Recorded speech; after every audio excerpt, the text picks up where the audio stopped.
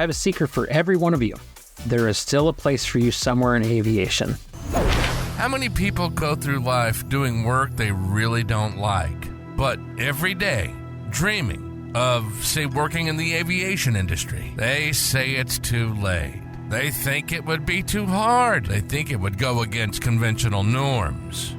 If you never go after what you want, you'll never have it. This is Fly the Transition. Join us as we soar through the captivating stories of individuals embracing a thrilling journey into the aviation industry. From pilots spreading their wings to mechanics fine-tuning the engines and a myriad of industry professionals, each with a unique tale to tell. Get ready to dive into the diverse backgrounds, the pivotal moments that propelled their leap, and the sheer determination that transformed their aspirations into reality. We're not just about dreams. We're about making them take flight. Welcome to Fly the Transition. And now your host, Jim Schilling. Hello out there to all my aviation friends. Thanks for joining me on another episode of Fly the Transition. This episode's a little special. We're going to be doing a solo episode for the first time. We're going to try this out. Let's see how it goes. Well, we're 1 month into the relaunch of Fly the Transition and 5 episodes in, and I got to say, I'm pretty happy with the feedback that I've gotten from folks. I think there's been a lot of good content that we put out there, and I hope that you all have enjoyed the direction that the podcast is going, and I certainly look forward to bringing more episodes to you as well. So the direction that I want to go with this solo episode is talk about those takeaways that we've experienced in the last month, and not just that, but also the interviews that I've conducted that you may not have heard yet, but there's certainly some takeaways that I personally have grabbed onto. One of the comments that I heard is, it's a podcast that speaks to me. And I hope that that resonates with other people and not just, a handful, but that's the purpose of the podcast. I want to be able to share those experiences so that if someone is in that point in life or someone's just on that verge of thinking about transitioning or working through transitioning, that maybe this podcast will speak to them and it will help them chase their dreams. So the funny thing that ended up happening is these episodes are speaking to me too. What you likely don't know is even though I'm a part of the interviews and I'm the one who's actually putting all these segments together and publishing the podcast, I still will listen to the episode again in its entirety after I publish it. I do that as a way to experience it as a listener and not from the perspective of trying to put all the pieces together of an interview and editing to make the episodes work. So I'm not currently working on a transition into the airlines or anything like that. I am working on my CFI rating, and that's not necessarily to jump ship from my current job tomorrow, but certainly down the road when I get towards retirement age, that's my plan. I'm going to get my CFI rating now. I'll work on that in the background as I continue my regular career until a point where it makes sense for me to move into aviation as a career upon my retirement for my real job. So I want to recap some insights and ideas that were shared in some of these episodes that are really common themes. And again, those things that were personal takeaways for me as well in my own journey in aviation. Those takeaways in no particular order is to make sure that you are ready for when an opportunity knocks and doing the things to prepare yourself for when that opportunity does arise. The next, grow where you're planted. Not every one of us is going to make it to the airlines or to a 135 operation. Maybe you have a medical that gets in the way. So there are still things you can do in aviation that you can put your skills to use in whatever you're doing now or a direction that you want to go so that you can still be a part of the aviation community. So growing where you're planted. We'll talk about that in a minute here. And finally, one of the huge repeating themes of the interviews when I get to the last question of if you had any advice for anyone, what would it be? And it's don't wait or go get it or something of that nature. So where I'm going to start is to be ready when opportunity knocks. I've heard a few times now that, I wasn't in the right place in life to go make a transition into this. Or I have a medical condition that the FAA currently is going to not allow me to get a real medical. I have to fly on basic med. And that's personally where I'm at. I can't get a class of medical that would be required to be in a 135 or an airline's operation. And in one interview with a former Thunderbird pilot on Flying Midwest, she talked about how when she was looking at becoming a pilot, there weren't females who were fighter pilots in the Air Force. It's just based on the time frame. But then she made it her job to be prepared for when that door does open, because you never know when that opportunity will present itself. So let's say that you're in my shoes, for example, and why this is a takeaway for me. So yes, the rules for the FAA with certain medical conditions are what they are today, but there's all kinds of reform initiatives and work groups and task forces and all this stuff that are coming out that are looking at some of those medical conditions in a new light. So from my perspective then, what can I do? How can I prepare to be ready if an opportunity does present itself to, say, get on board with a charter operation or flying fixed-wing medevac or whatever that ends up looking like down the road? So in some respects, I think I'm in a pretty fortunate position because I certainly would have to build up the hours anyways. I'm not anywhere near 1,500 hours right now, and I'm working on getting my flight instructor rating at my pace. So like Brian Turner had said in the first re-release episode, he talked about that he had worked on all these ratings over a span of time, and essentially he's investing the time and the money and the training over time and spreading it out. So it's not as big of a burden as some people might face as they go, I'm going to go do this right now, and now you've got to go 0 to hero.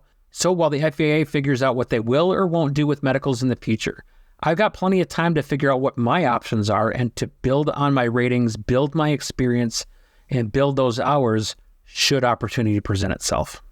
Now, should that opportunity not present itself, that is where my next takeaway comes into play. Grow where you're planted. So what does that mean? Essentially, it means to grow and flourish despite your circumstances. It means going beyond just surviving in where you're planted and really blossoming and taking advantage of what is in front of you. Now, though I've heard this concept before, it really rang true when I had a conversation with Nick Fialka. He is the host of Ready for Pushback, which is another podcast about the airline industry. He's going to be a guest in a couple weeks, but as he and I were talking, and I'm talking to him about my circumstances, we talked about just that, grow where you're planted. So here's why that is so powerful to me personally. I absolutely love aviation. I love flying. I love being in the air. I love being in control of the plane and just having a great time up there. But I also love the community that is built around aviation. It is such a great community, whether you're at a GA airport or I'm talking to someone as part of a podcast. There's just so many great people in aviation. But there's another thing I enjoy doing, and that's a creative process, whether it be something with music or creating these podcasts. I like to take all these scattered or disorganized pieces at times and bring them together into a product that I can be really proud of. So that's why when I'm talking to Nick in like this total Yoda moment, it hit me that this is where I was planted. Would I love a job where I could fly professionally and leave all my problems at the end of my shift at the gate? Absolutely. I think that would be great. But those aren't the circumstances that I'm presented with. Are there times I'm frustrated with that? Sure there is, just like anybody. And though I've had my moments of my own personal little pity parties about where my aviation journey could or could not take me, I also understand that there are other things that I can do in aviation to bring me that joy, bring me that happiness, and most importantly to me right now, to share aviation with other people. And that's why we're all here listening to this podcast, right? To fly the transition, to see the journeys that other people have taken, to inspire others to chase their dreams. So if you're one of those people that based on your circumstances, either you're not going to get a medical or it's not going to pan out for you to get on the flight deck of an airliner someday, you can still find a way to grow where you're planted. Maybe you've got skills in accounting. Maybe you're in sales or marketing or engineering. I have a secret for every one of you. There is still a place for you somewhere in aviation. So when you're done listening to me, jump on that old Google machine and go out there and find that place where you can be planted, where you can grow and you can flourish. Which brings me to the next point. That final repeating theme that I've heard on many, many episodes now that I've recorded and that you have heard and are going to hear. Go after that dream and chase your passion. There is no sense in sitting for years and years in a cube farm or whatever your circumstance might be in something that you don't enjoy, especially if you've got that itch and that passion to go and chase aviation. As it says in the beginning of each episode, you think it'll be too hard. Maybe you think it's too late. But if you never go after what you want, you'll never have it. As we have and will likely continue to hear, are there challenges? Are there struggles? Are there sacrifices? Sure there is. You're going to hear people talk about how they had to tighten their budgets, how they and their family had made sacrifices with scheduling and events to make sure they had the time to study or to grab their hours and any chance that they could get. And where all these concepts come full circle, it's those sacrifices and that commitment and dedication that allow them to be prepared when their opportunity knocked. I have a small sign that a former coworker gave to me about a decade ago that sits on my desk that says, "Opportunity looks a lot like hard work." I personally have had a lot of great opportunities in my personal and my professional life, and a lot of those are a direct result of work that I put in. But the other piece of that too is having a good support system behind you. I personally wouldn't be where I'm at, whether it be in my professional life, in aviation and podcasting, without the support of my family, without the support of those who have taught and mentored me throughout the years. Those are also integral parts of the process as well. So you've heard my takeaways from these episodes thus far, and now I want to encourage you to reflect on not just the episodes, but reflect on where you're at, where you want to go with your journey. What can you do in the next day, the next week, the next month to help better position yourself to take advantage of those opportunities when they do present themselves? I'm going to challenge all of you to be proactive in your preparation for whatever that next step looks like. Maybe that means for you dedicating an hour a night to studying for your next rating or your next check ride. Or maybe it's finding someone in that particular part of aviation that is already in the job that can help you gain insight on what that transition could look like, what the job is about, and what you can do to prepare yourself as you work through that transition so that you can stand out from the crowd. Now, please don't confuse that with like a transactional relationship of what can you do for me. I won't get too lost in that concept. That's something that Nick Fialka talks really well about on his podcast. But this is more in the space of genuine back and forth engagement, putting into that relationship as much as you take out and making sure that at the end of the day, if this does all pan out, that you pay it forward too.